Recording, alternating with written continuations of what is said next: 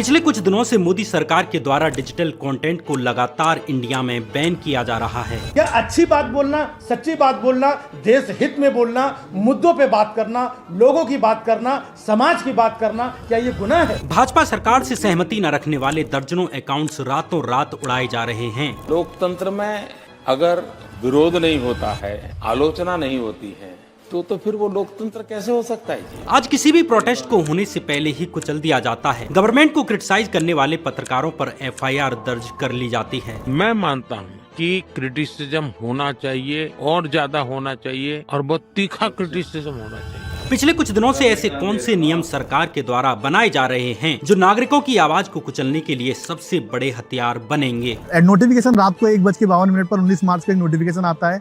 उसमें कहा जाता है कि आपको इंडिया से विदाउट कर दिया गया, आपके ट्विटर अकाउंट को बैन कर दिया गया इंडिया में, मतलब आप भारत में नहीं बोल सकते। मोदी सरकार के लोकतंत्र की इसी खूबसूरती की एक एक परत उखाड़ेंगे आज के इस एपिसोड में। मैं मानता हूँ मोदी सरकार की भरपूर आलोचना होनी चाहिए, हर प्रकार से आलोचना होनी चाहिए। क्रिटिसिज्म से ही तब करके डेमोक्रेसी पनपती है।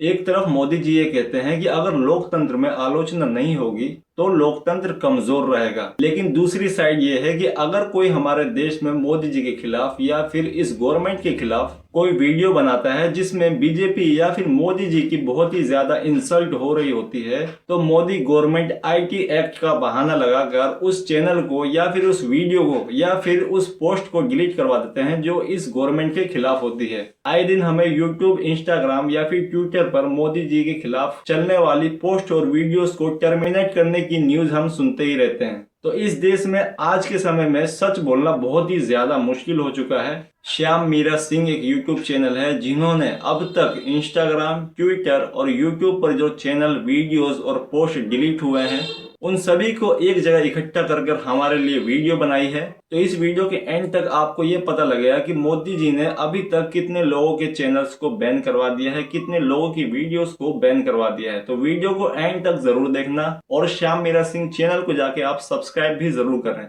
रिसेंटली नोएडा के जेवर एयरपोर्ट के उद्घाटन के लिए प्रधानमंत्री मोदी की एक रैली थी। इस रैली में गलगोटिया और शारदा यूनिवर्सिटी के छात्रों को अटेंडेंस और खाने का लालच देकर बसों में भरकर लाया गया। इसे लेकर हैप्पी नाम की गलगोटिया यूनिवर्सिटी की एक लड़की ने एक मिनी ब्लॉग बनाया और बताया कि कैसे उन्हें अटेंडेंस के नाम पर यूनिवर्सिटी से पीएम मोदी की रैली में लाया जा रहा है। इस 41 सेकंड की नॉर्मल सी वीडियो को भी गवर्नमेंट ने इंस्टाग्राम से बैन करा दिया। दरअसल ये जो भीड़ देख रहे हो वो आई नहीं बुलाई गई है। ग्रेटर नोएडा के सारे स्कूल कॉलेज के सारे बच्चों को, इनफैक्ट मेरे कॉलेज वालों ने भी पूरे 2 दिन की अटेंडेंस फ्री में मिलेगी। ऐसे ना जाने कितने बेनिफिट्स बता के लाए हैं। यहाँ आने के बाद मैं मोदी जी को एक ही बात बोलना चाहूंगी, वाह मोदी जी वाह। इंटरेस्टिंगली मोदी की रैली में भीड़ जुटाने के लिए गाजियाबाद डीएम ने 800 स्कूलों की छुट्टी कर दी ताकि स्कूली बसों का इस्तेमाल मोदी की पॉलिटिकल रैली में भीड़ जुटाने के लिए किया जा सके। कई कंपनीज के मजदूरों को भी हाजिरी के नाम पर मोदी की रैली में लाया गया। कौन लाए आपको कंपनी से? रुपेश सर ने लाया है।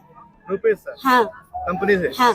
तो अच्छा, बंद करा दी आज कंपनी? हाँ, हाजिरी भी देगा। हाजिरी भी देगा? पैसे भी देंगे? हाँ।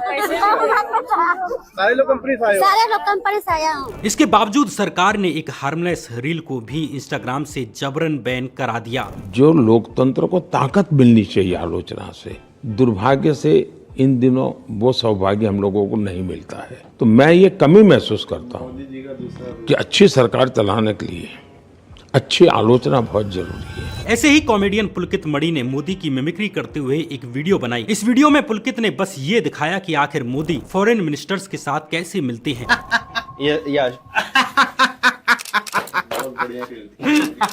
जब ये वीडियो आम लोगों के द्वारा शेयर की जाने लगी तो मोदी सरकार ने आईटी एक्ट का मिसयूज करके इस वीडियो को भी इंडिया से बैन करा दिया। इस रील पर 16 मिलियन व्यूज थे, लेकिन मोदी सरकार ने आईटी एक्ट का मिसयूज करके इसे इंडिया में ब्लॉक करवा दिया। ये है हालत आज के दिन दोस्तों देश में freedom of speech. Recently Mint अखबार ने एक खबर पब्लिश की जिसमें बताया गया कि मोदी की 99 विदेश यात्राओं पर 815 करोड़ रुपए खर्च कर दिए गए। इस पर कपिल नाम के एक फेमस ट्विटर यूजर ने कोट करते हुए सिर्फ टोटली यूजलेस लिखा। इस सामान्य सी आलोचना वाले ट्वीट को भी, 2 शब्द वाले ट्वीट को भी इंडिया में बैन कर दिया गया। मेरा एक कन्विक्शन है और मेरे लिए ये आर्टिकल ऑफ फेथ है। मैं सिद्धांततः मानता हूं कि समृद्ध लोकतंत्र के लिए आलोचना एक शुद्धि यज्ञ है। पूनम नाम की एक ट्विटर यूजर ने सिर्फ इतना लिखा कि एक रेंगता हुआ कीड़ा भी मोदी से बड़ी रीढ़ की हड्डी रखता है। इस ट्वीट को भी इंडियन गवर्नमेंट ने IT एक्ट के तहत ट्विटर से बैन करा दिया। हाल ही में इंडियन गवर्नमेंट ने 12 बड़े ट्विटर हैंडल जैसे नीमू यादव, नेहरू और संदीप सिंह आदि के ट्विटर अकाउंट्स को पूरी तरह से इंडिया में बैन करवा दिया। मेरा अकाउंट विदहेल्ड कर दिया गया है इंडिया में। इंडियन गवर्नमेंट के ऑर्डर पे, ministry of electronics and IT के ऑर्डर पे वो अकाउंट विदहेल्ड किया गया है। बट उसका रीज़न मुझे नहीं बताया गया कि क्या रीज़न है, कौन सी ट्वीट है, क्या है, बट उन्होंने सीधा विदहेल्ड कर दिया है। ऐसे ही politics, national Dastak, comedian Rajiv निगम के फेसबुक पेज और विजय भारती, न्यूज डिग्गी जैसे फेमस इंस्टाग्राम पेजेस को भी इंडिया में बैन करवा दिया गया, जिन्हें भारत के लाखों लोग देख रहे थे। न्यूज डिग्गी की सिर्फ इतनी गलती थी कि वो समय समय पर सरकार से सवाल करती थी, मोदी जी को कटघरे में खड़ा करती थी। इंडिया में व्यूज के मामले में सबसे बड़े न्यूज चैनल 4 PM के YouTube चैनल को भी दूसरी बार इंडिया में बैन कर दिया गया है। जो लोग बोल रहे हैं, सरकार से सवाल पूछ रहे हैं, वो चंद लोग ही बचे हैं जिनकी आवाज है, जो सरकार की आंखों में आंखें डालकर सवाल पूछते हैं। नीमू यादव, संदीप सिंह और नेहरू जैसे 12 अकाउंट्स को इंडिया में बैन करवाने पर ट्विटर ने कोर्ट से कहा कि सरकार का ये एक्शन डिस्प्रपोर्शनेट है।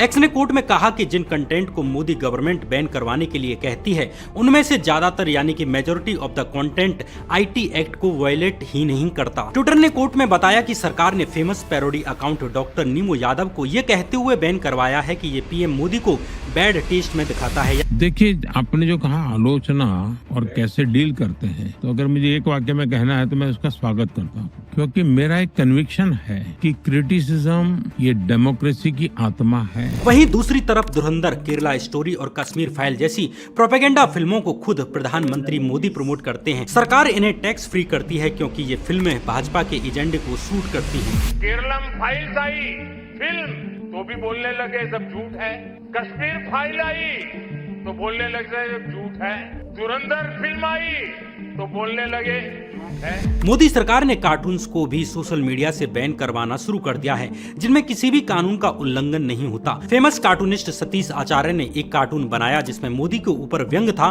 कि कैसे मोदी ईरान इंडिया की हिस्टोरिकल दोस्ती की बात करते थे, और जब अमेरिका द्वारा ईरान के सुप्रीम लीडर की हत्या तक कर दी गई, तब PM मोदी ने एक बयान तक नहीं दिया। इस कार्टून को भी मोदी गवर्नमेंट ने IT एक्ट का उल्लंघन बताते हुए ट्विटर से बैन करवा दिया। इसी सेम टॉपिक पर मेरी बनाई एक रील को भी मोदी गवर्नमेंट ने इंस्टाग्राम से इंडिया में बैन करवा दिया। इंटरेस्टिंगली, IT एक्ट के सेक्शन 69A को तभी लगाया जा सकता है जब इंडिया की सॉवरेनिटी एंड इंटीग्रिटी को खतरा हो, यानी पब्लिक ऑर्डर खराब होने का डर हो। लेकिन नरेंद्र मोदी इस सेक्शन का मिसयूज अपनी पर्सनल आलोचनाओं को दबाने के लिए और कुचलने के लिए कर रहे हैं। पहली बात है, लोकतंत्र में आलोचना अनिवार्य है, वरना लोकतंत्र बर्बाद हो जाएगा जी। लोकतंत्र में आलोचना होनी चाहिए, तीखी आलोचना होनी चाहिए। पत्रकार मुकेश मोहन पर भाजपा नेता नितिन गडकरी की तरफ से 50 करोड़ रुपए का डेफेमेशन केस इसलिए करवा दिया गया क्योंकि उन्होंने कारवां मैगजीन की न्यूज को अपनी एक रील में कोट कर दिया था, बस बता दिया था। ये कंपनी बीजेपी नेता नितिन गडकरी की है, ऐसा मैं नहीं कह रहा, कारवां की रिपोर्ट कह रही है। तो छोटे छोटे बच्चों की रील्स को भी सरकार ने इसलिए उड़ा दिया क्योंकि उनमें सरकार की आलोचना की गई थी। इसमें से एक वीडियो में तो सिर्फ गैस को लेकर सरकाज़्म किया गया था। मतलब इंडियन गवर्नमेंट का हाल ये है कि आज जो सरकार को करना चाहिए उसके अलावा आज सरकार सब कुछ कर रही है। परेशान होकर ट्विटर ने मोदी गवर्नमेंट के खिलाफ कोर्ट में केस भी किया है, ये आरोप लगाते हुए कि मोदी सरकार नियमों का पूरी तरह से पालन नहीं कर रही है और ट्विटर को काउंटलेस कंटेंट ब्लॉकिंग की रिक्वेस्ट भेज रही है। आज इंडिया में डिजिटल सेंसरशिप सिस्टमेटिकली इंक्रीज होती जा रही है और इसमें कोई भी ट्रांसपेरेंसी नहीं है। जहां तक कि सरकार ये भी नहीं बता रही कि जिन कंटेंट को सरकार ब्लॉक करवा रही है उससे कानून का कौन सा उल्लंघन हो रहा है और कैसे हो रहा है। एक RTI से मिली जानकारी के अनुसार 2021 में इंडियन गवर्नमेंट ने ट्विटर से हर दिन 237 URL ब्लॉक करवाए हैं। ये 2021 के नंबर्स हैं, 2026 के नंबर्स और ज्यादा भयानक होंगे। ऐसे अनगिनत लोग हर दिन शेयर कर रहे हैं कि उनके सालों पुराने अकाउंट्स को या तो उड़ा दिया गया या उनके कंटेंट को इंडिया इंडिया में बैन करवा दिया गया क्योंकि उन्होंने मोदी को लेकर थोड़ी सी क्रिटिकल पोस्ट की थी। मेरा विजय राठी वाला ओल्ड अकाउंट जिस पर 5 लाख से भी अधिक फॉलोअर्स थे वो 17 मार्च को ही सस्पेंड करवा दिया जाता है। लेकिन मोदी गवर्नमेंट यहाँ पर भी रुकने का नाम नहीं ले रही। उल्टा मोदी गवर्नमेंट ने IT रूल्स में चेंज करके नया नियम बनाया है कि सोशल मीडिया साइट्स जैसे कि ट्विटर, फेसबुक, इंस्टाग्राम को अब सरकार के कहने पर किसी भी कंटेंट को 3 घंटे के अंदर हटाना होगा। पहले ये टाइम लिमिट 36 घंटे की हुआ करती थी। मतलब फरवरी 2026 से मोदी और मोदी गवर्नमेंट के खिलाफ क्रिटिकल लिखना एकदम नामुमकिन जैसा कर दिया गया है। मैंने सिर्फ एक सिचुएशन के मैनेजमेंट को पॉइंट आउट किया था, लेकिन उसके बाद मुझे एंटी नेशनल कांग्रेसी और ना जाने क्या क्या कहा।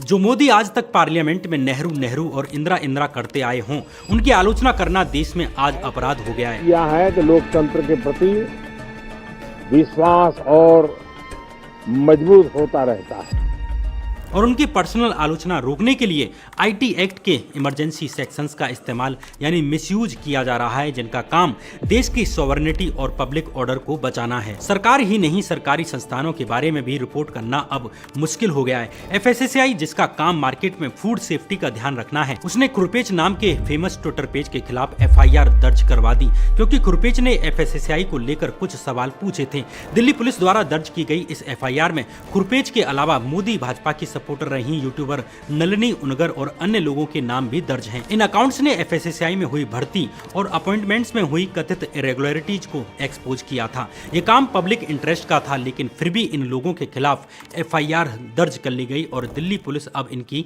तलाश कर रही है। आलोचना ये समृद्ध लोकतंत्र की पूर्व शर्त है। इतना सेंसरशिप करने के बाद भी मोदी सरकार IT रूल्स में और भी बदलाव लाने जा रही है। इंडियन एक्सप्रेस अखबार की एक रिपोर्ट के अनुसार मोदी गवर्नमेंट YouTube, इंस्टाग्राम और ट्विटर पर काम करने वाले इंडिपेंडेंट न्यूज क्रिएटर्स पर और कंट्रोल करने की तैयारी कर रही है। इन नए रूल्स में सरकार मीडिया कंपनीज की तरह ही इंडिविजुअल कंटेंट क्रिएटर्स जैसे कि ध्रुव राठी और रवीश कुमार आदि को भी रूल्स के कंट्रोल में लाने वाली है। नए रूल्स के साथ ही IB मिनिस्ट्री इन इंडिविजुअल कंटेंट क्रिएटर्स के कंटेंट को ब्लॉक करने का आदेश दे सकती है। क्रिएटर्स को कंटेंट हटाने या उसे चेंज करने के लिए भी कह सकती है और उनसे माफी तक मंगवा सकती है।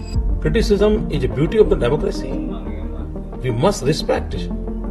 If there is no criticism, democracy cannot work.